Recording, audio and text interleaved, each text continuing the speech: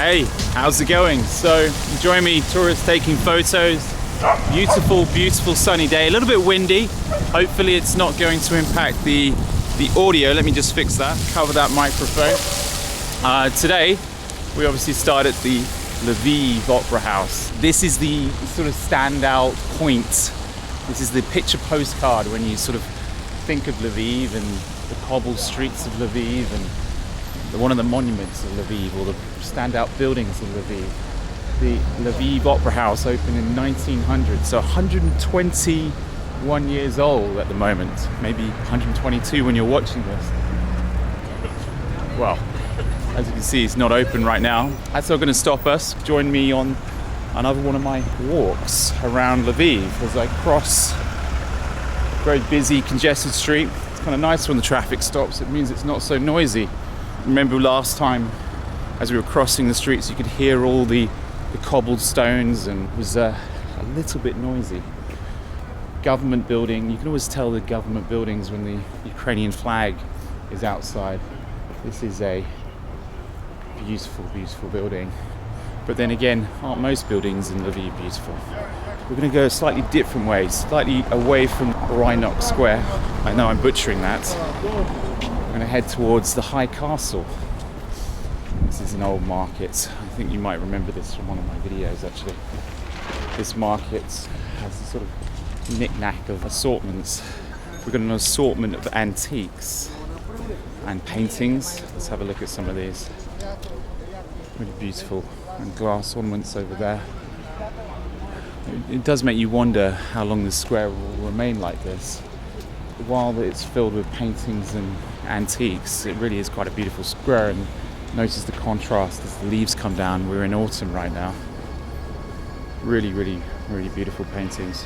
Once again, thank you very much for joining me in another one of my videos. I am Alex, and I am the Wandering Englishman. Why am I the Wandering Englishman? Every day I have a sense of wonder about what is going on in the world and what a place may be like. If you'd like to support this channel, click the join button, and if you click the second tier, you will get a postcard from wherever I am in the world once a month. As we step away from the square, I think what we're going to do is we'll sort of edge up on the edge of the old town, walk past one of the many, many beautiful churches in Lviv, and then we're going to take a left, aiming to get to the highest point of this city, at least in the sort of close distance.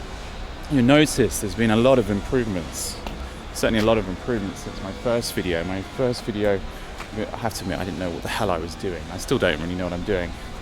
Got brand new bike racks, you know, they've just been put in. You can see the sort of fresh cement, looks like brand new benches.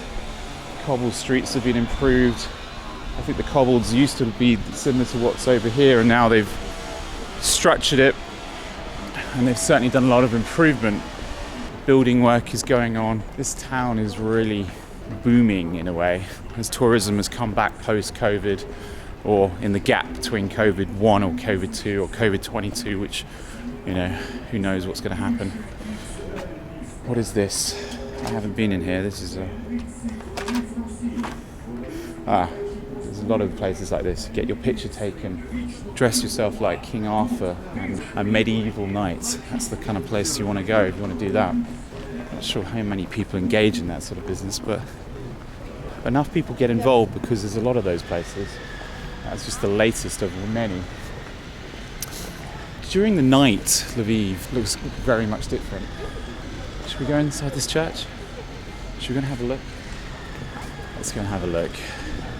Join me while I walk into this church. Obviously, as I enter the church, the rule here is still you've got to put your masks on.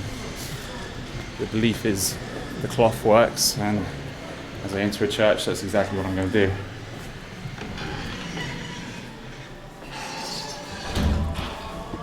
This is the Church of the Transfiguration. It was originally built as a Roman Catholic church of the Holy Trinity of the Trinitarian Order between 1703 and 1731, in the style of French Classicism, but with a Baroque interior. In 1783, the monastery was abolished by the Holy Roman Emperor Joseph II. After that, the church was used as a library for the Lviv University until it was destroyed by the Austrian artillery during the Spring of Nations in 1848. The ruins of the church were rebuilt by the Greek Catholic Church, and most of the original design was kept. The church was eventually reconstructed on the 29th of April 1906 as a Greek Catholic Church of the Transfiguration of our Lord Jesus Christ by the Ukrainian Metropolitan of Lviv. One thing to note whenever visiting any church in Ukraine, as a man, always take off your hat, and as a woman, always wear a veil. It might not be the custom in your country, but if this is not your country, respect the laws of the country. Yeah, in my opinion, a mighty, mighty fine cathedral. I really enjoy popping in there when I get the chance. It's not the first time I've been in that cathedral, and it probably won't be the last.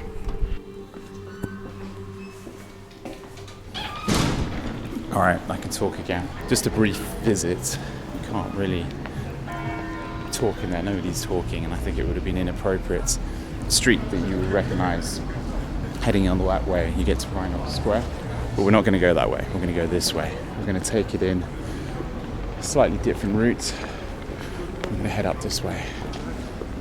Admire the scrawls of graffiti on some of the streets. Admire the architecture and the beautiful balconies. Try to just see what we see before, one, the battery runs out, and two, you get bored. Later today I'm going to go to a new city. That new city is, I'm just going to head to the train station from Lviv, and I think my plan is to take one of the main lines and just get off at the next available stop. Spend 24 hours there. Maybe there'll be nothing to see, maybe there'll be something incredibly interesting to see. But that's the plan. So if you're curious about what I see, it'll be structured a little bit similar to my previous videos when I take in an entire city. This is one of my beautiful streets down here, really, really beautiful. We continue down a slight detour here. Remember in the summer, there's a beautiful restaurant here. It's not a recommendation, it's just a beautiful restaurant. What do we hear over here? Is there a service going on? Might be. What the elaborately dressed monk / tour guide is probably explaining to the young children in far more eloquent terms than I can ever do. He's probably explaining that this, to my right, is the Armenian Cathedral of the Assumption of Mary. Since 1363, there's always been an Armenian church on these grounds. It was founded originally by an Armenian merchant from Kaffa. The church became a cathedral in 1437, and the whole area was surrounded by an arcade gallery. Not the video games arcade, but what I believe to be columns and arches, making it kind of sheltered. The church was damaged in a city fire in 1527, and then a new stone belfry was elected in 1571. In 1630, the main nave was extended and further rebuilt in 1723. From the 17th century until 1945, the cathedral belonged to the Armenian Catholic Archdiocese of Lviv. Since 1945, though, it's pretty much remained vacant. Thanks to funding from the Armenians and also Poland, work has been underway since 2003, and it's ongoing. So now the tour guide is separated from the pack. This is the Armenian church. It used to be a Catholic church, built in the 14th century, but now part of the Armenian church, or Armenian cathedral to be exact. It's small thing. I don't think we can actually enter it. It's one of these alleyways that sort of stands out in the Lviv trail, hence the reason a lot of tourists.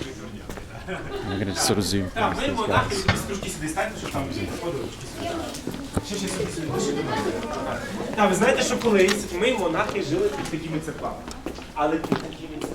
So you can get more information from him than you can from me. Join the guide.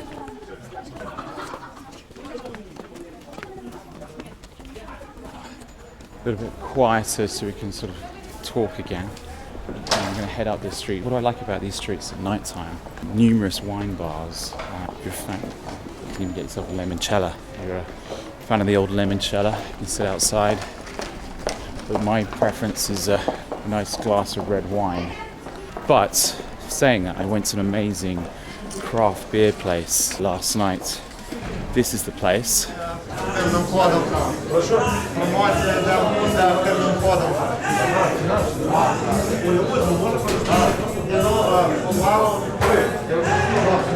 I had fun there. Really, really, really amazing music. A bar doesn't go wrong in my mind when they're playing Ultravox B-sides.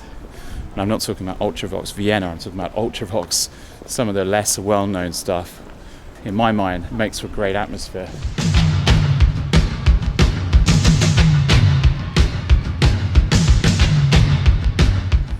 So as we slowly climb this hill, appreciate the pizza restaurants, and you can appreciate when it's a warm day, these places are heaving, or maybe when tourism finally returns to Lviv. And when I say that, it has really started picking up. Tourism has picked up in the last few months.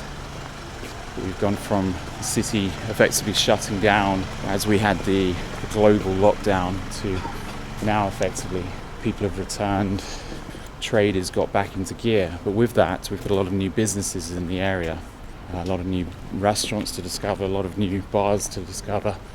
In a way, I don't work for the Ukrainian Tourist Board, but that is for you to discover.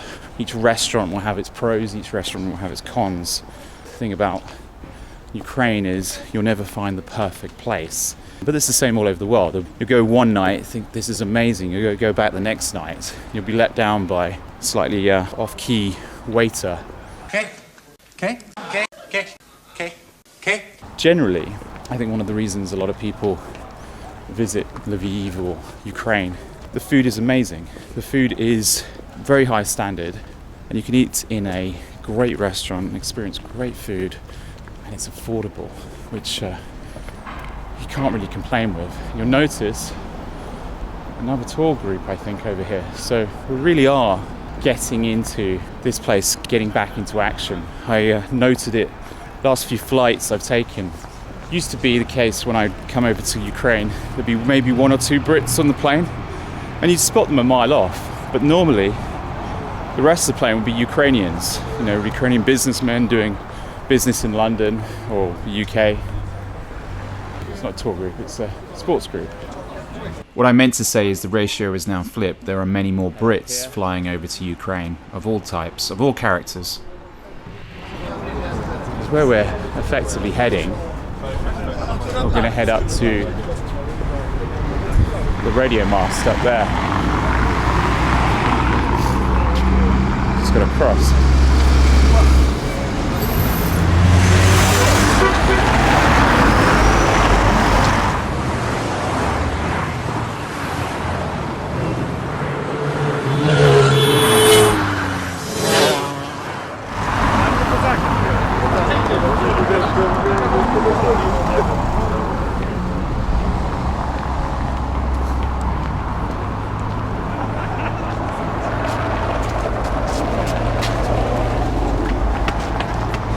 Jump past those people. Probably not as smooth as I'd like this video to be. Not crossing on the zebra crossings and not fully aware of my surroundings. But what's interesting, since I was last here, this, in my mind, I don't recognize this. This looks new. Fantastic little street basketball court. Like that, really like that. You can tell it's all pretty damn new. Really well done as well, beautifully laid out. I know around here there's a memorial, I think it's over here. It's a memorial to the 100. You will remember Maidan 2014, 100 plus people were massacred or killed in the uprising that caused revolution to take place and caused the toppling of a pro-Russian leader to the more EU-friendly leader. Some may say a coup, but it was what the people wanted, and it's what they got. We've got outdoor gyms here. It's one of the reasons you'll see Ukrainians are very fit, and they tend to always be beach body ready. Pull-up bars, acrobat bars. What have we got over here? This is a great skate park. Basically, I dreamt about having skate parks like this as a kid. Trying to find a skateboarding place to skateboard when I was a kid, where I grew up, was nigh on impossible. I was relegated to skating footpaths and roads that generally had not the greatest conditions. It wasn't until my late years did skate parks make an appearance where I was growing up anyway. And it wasn't until I got to London where did I really get to experience a skate park.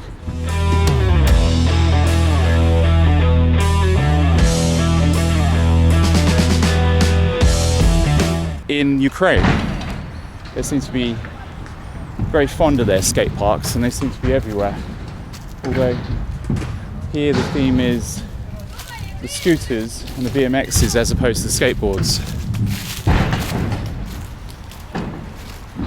Let's go over here because this is brand new. This is the monument I was talking about. When I say brand new, this is new since my first ever video in Lviv, which to be honest is slightly embarrassing to watch now. Yes, it was even worse than this. Let's go have a look at this. So this is Remember the 100.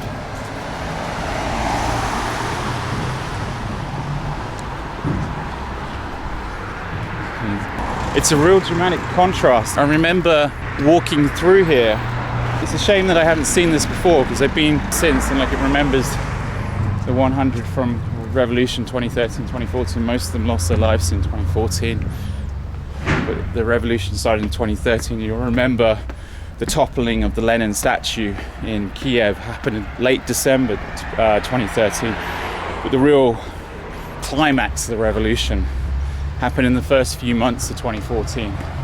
There's an amazing documentary on Netflix about the Maidan Revolution, and I'm sure it's available on other platforms now. It's been out for a long time, but worth checking out. It gives you some perspective on what went on. Wow, this is a nice little modernist view. Let's take a moment here.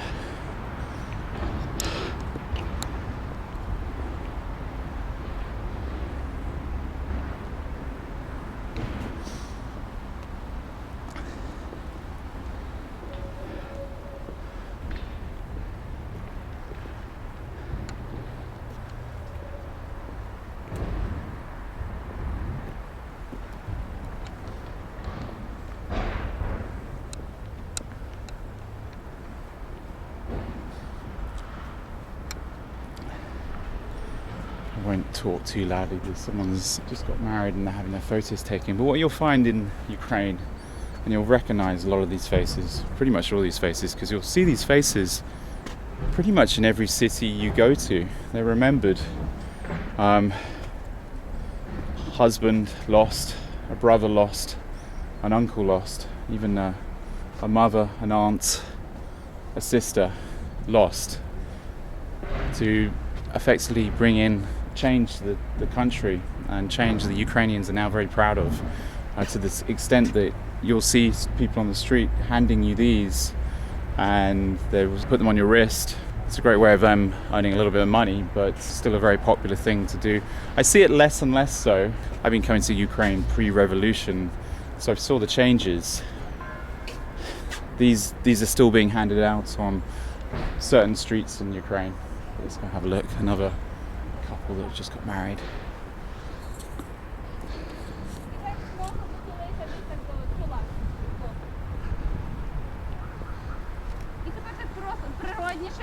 Гарно дихаємо, щоб я вас дуже близенько бачу, і гарно покажіть емоції.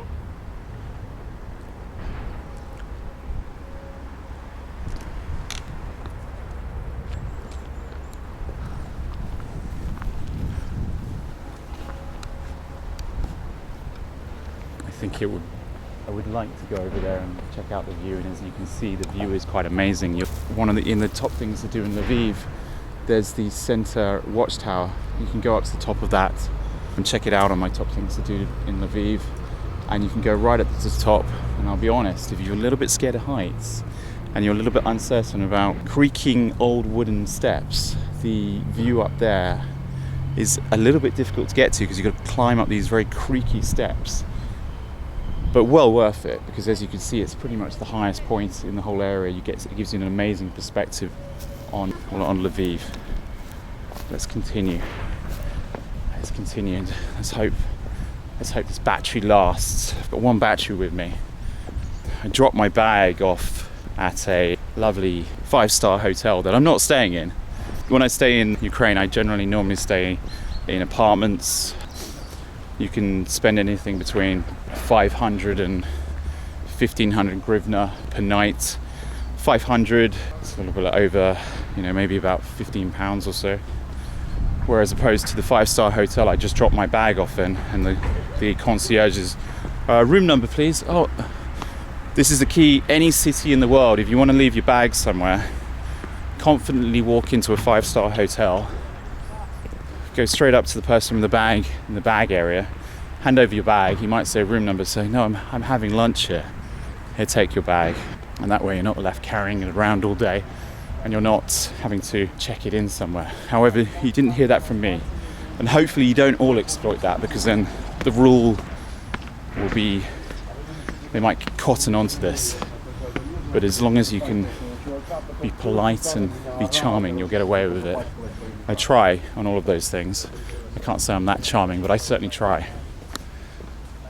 As we're heading up here, let's continue. See, there certainly has been some upgrades. And I think if we rewind and we did a comparison between my first video, we'd see that the pavement's improved. This hasn't, this has stayed the same. How are we doing on there? I just looked at how long the video has now been running. If you're still with me, that's impressive. But well worth it, because we're going to get up to the top of the High Castle. And the High Castle consists of some medieval fortifications that have effectively been overgrown with the undergrowth. You can still see them in parts. And when I say still see them, you can still see like fragments of the wall.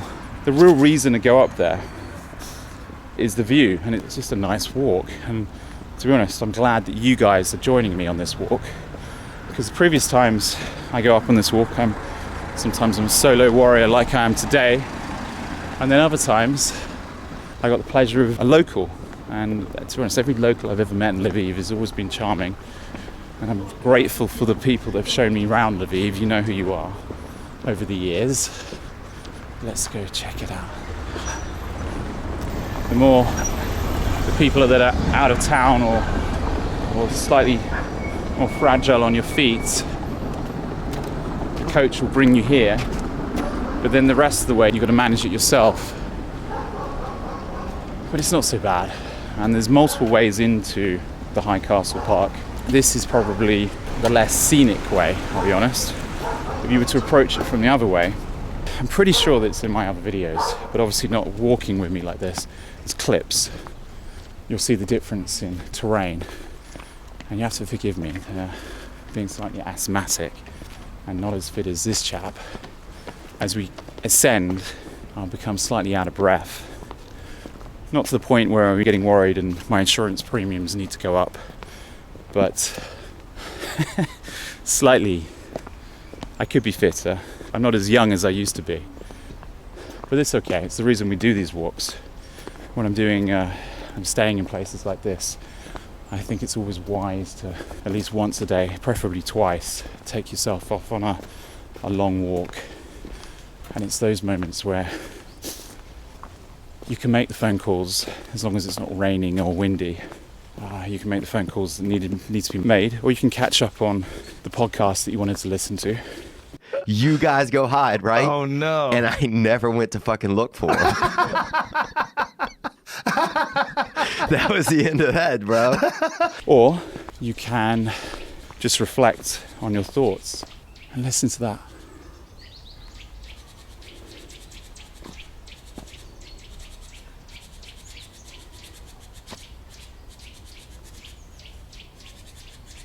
There's at least 2 different birds there of different species. Beautiful. Really, really beautiful. Oh, so in regards to the medieval fortress that used to be here, back when the Mongols invaded, the Mongols demanded that all fortifications be destroyed to prove they were loyal to the Mongol Empire.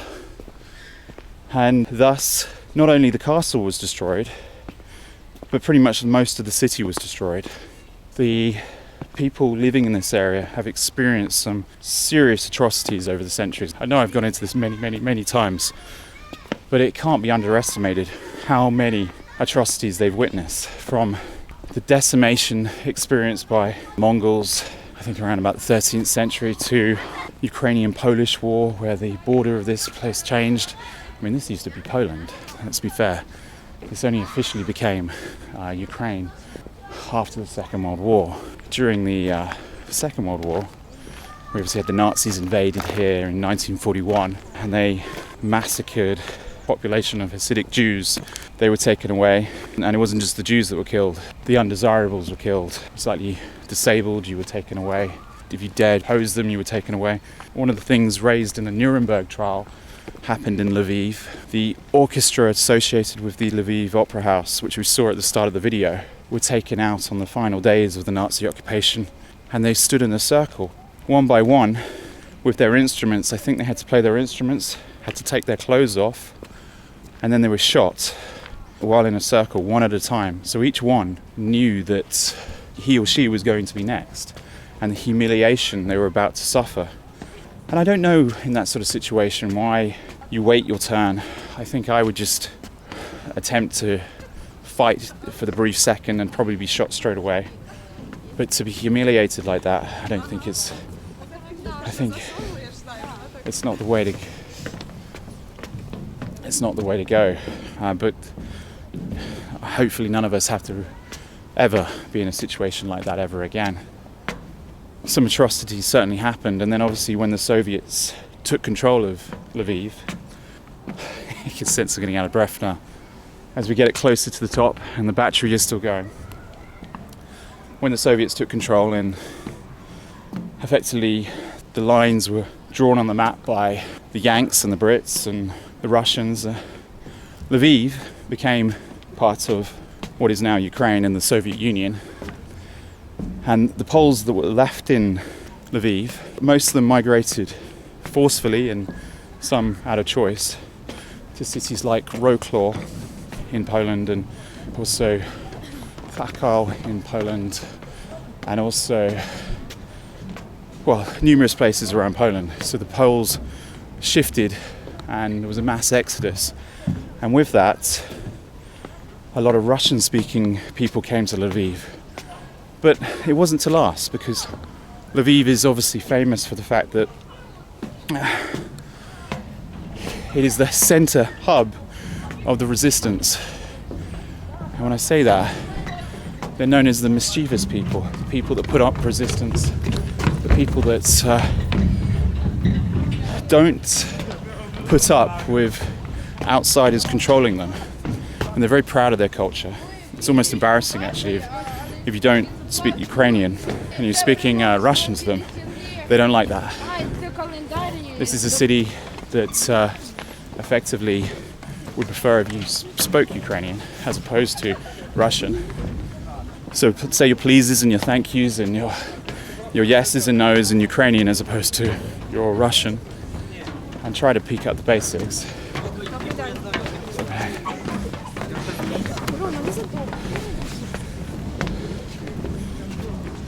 Up to you. We can sort of pause here and sort of appreciate the view for a little bit, let the crowd go by, but also allow me to get my breath back. Let's head up.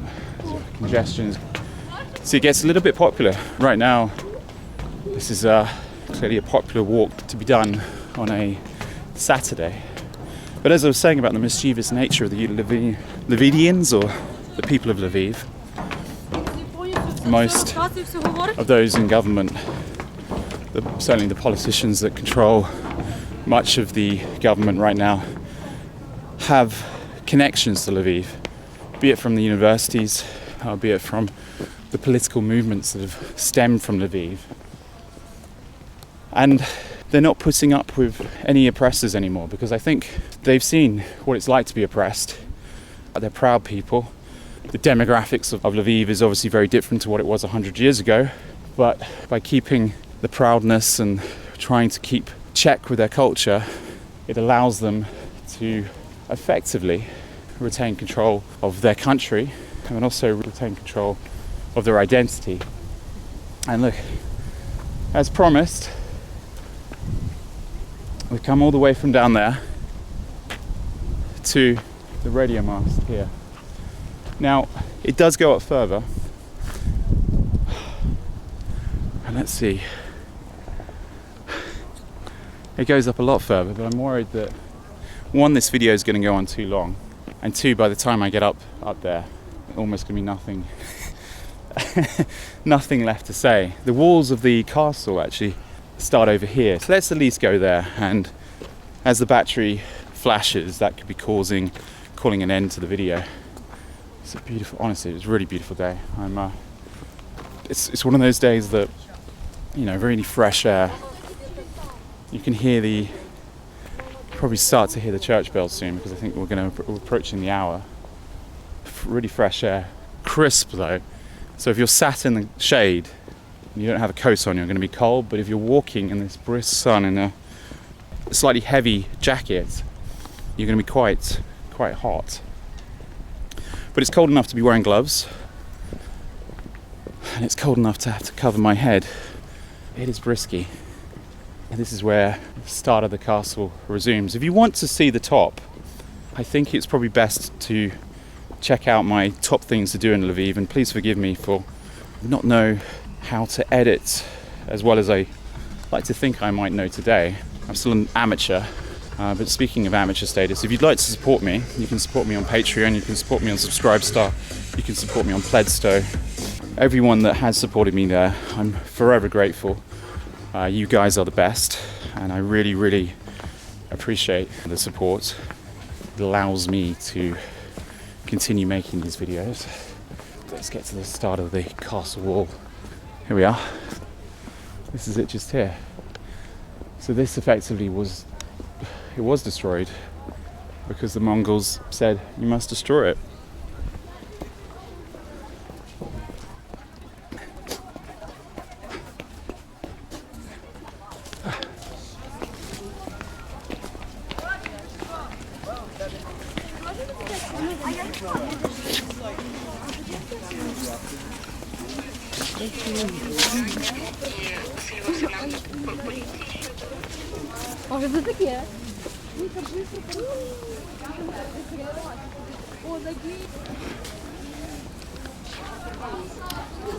So what I'm going to do, I'm going to allow the camera to keep running until the battery runs out. If I can get to the top, I will.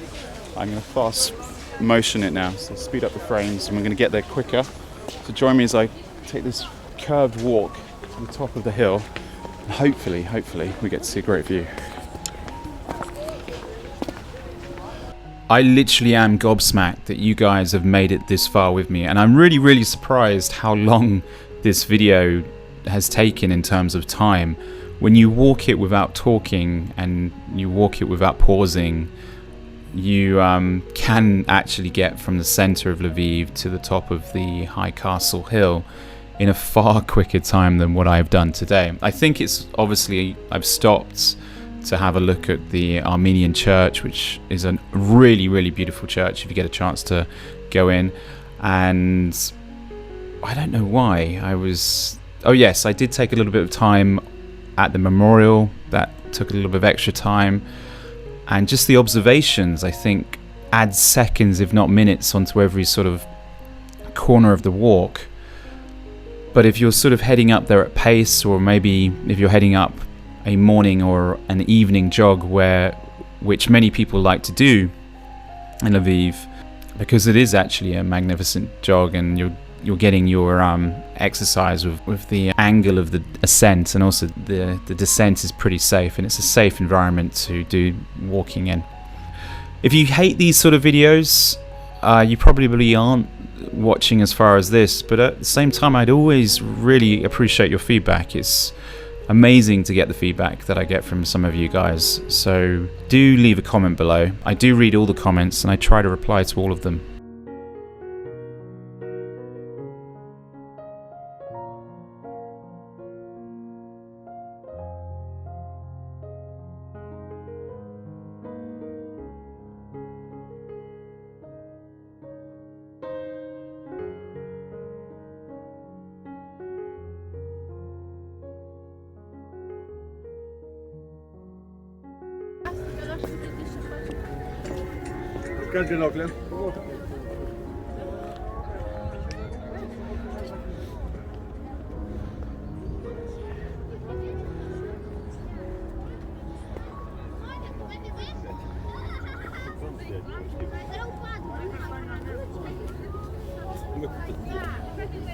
Олешика на низ.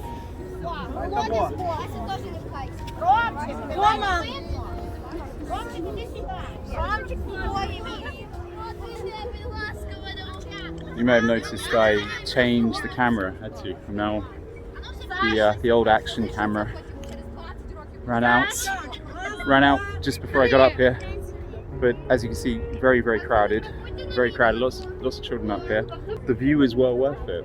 An amazing view. Fan of this view. You've probably seen. It's a view I've captured many times, and I just enjoy the walk up here. So anyway, thank you for joining me. It's been a long video. I appreciate that.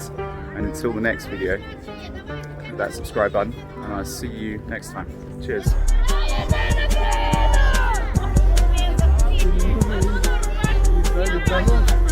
Ромчик,